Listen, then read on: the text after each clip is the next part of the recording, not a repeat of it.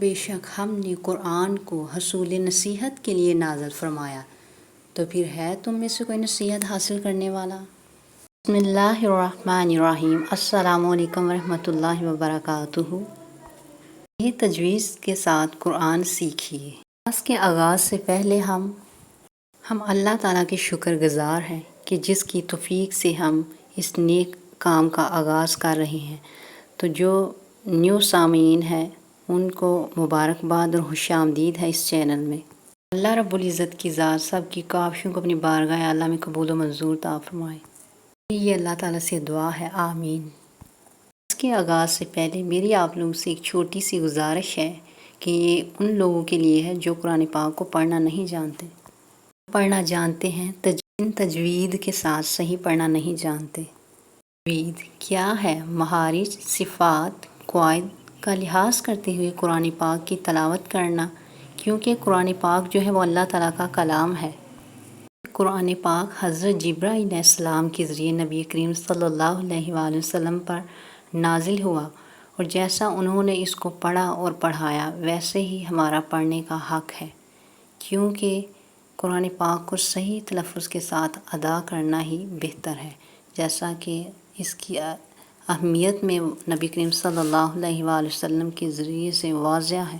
رسول اللہ صلی اللہ علیہ وآلہ وسلم نے فرمایا، جو شخص قرآن کو خوش الحانی اچھی آواز سے نہیں پڑھتا وہ ہم میں سے نہیں۔ خوش الحانی سے مراد اچھی آواز ہے۔ صرف اچھی آواز کا ہونا ہی کافی نہیں ہے، اگر ہمارے حروف کے مخارج، حروف کی صفات اور تجوید کے قواعد میں اگر غلطیاں ہوں تو اچھی آواز ہی کافی نہیں۔ تو یہ ہم بہت ہی سادہ اور آسان لفظوں میں آگے چل کر سیکھیں گے انشاءاللہ۔ کا آغاز ہم آج سورۃ الفاتحہ سے کریں گے۔ سورۃ الفاتحہ، سورۃ الفاتحہ۔ قرآن پاک پڑھتے ہوئے کچھ اصول جو ہیں ان کو ذہن میں مد نظر رکھنا چاہیے۔ الفاظ پر، نگاہیں قرآن پر اور کان آواز پر۔ دو زانوں پہ ہو کر کمر سیدھی کر لیں تو یہ بہت اچھی بات ہے۔ کریمہ رب اشرح لی صدری ویسر لی امری واحلل عقدۃ من لسانی یفقہوا قولی، کہ اے اللہ میرے لیے میرے سینے کو کشادہ فرما اور میرے لیے جو ہے میرے کام کو آسان فرما، اور میری زبان کی گرہ کھول دے تاکہ لوگ میری بات کو سمجھیں۔ سورۃ الفاتحہ، سورۃ الفاتحہ، سورۃ الفاتحہ۔ اعوذ باللہ من الشیطان الرجیم، بسم اللہ الرحمن الرحیم۔ الحمد للہ رب العالمین، رب العالمین۔ الحمد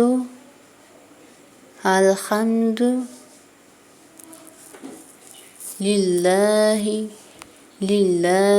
رب العالمین،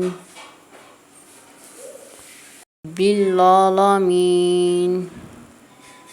الرحمن الرحیم، الرحمن الرحیم،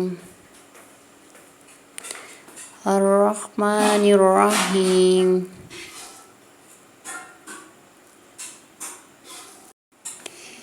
مالک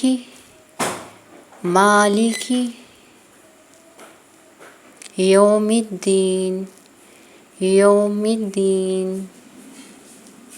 یوم الدین۔ مالک یوم الدین، مالک یوم الدین، مالک یوم الدین۔ الحمد للہ رب العالمین، الرحمن الرحیم، مالک یوم الدین۔ آمین۔ یہ تھا آپ کا آج کا لیسن۔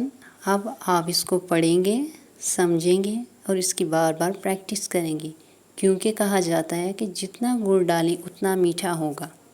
انگلش میں بھی ہے پریکٹس میک اس پرفیکٹ.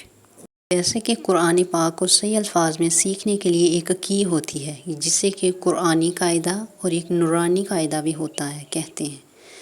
تو آئیے آج کی تختی نمبر 1 قرآنی قاعدہ جو ہے مفردات کے ساتھ سیکھیں گے. قرآنی قاعدہ الف الف با با تا تا تا سا سا سا.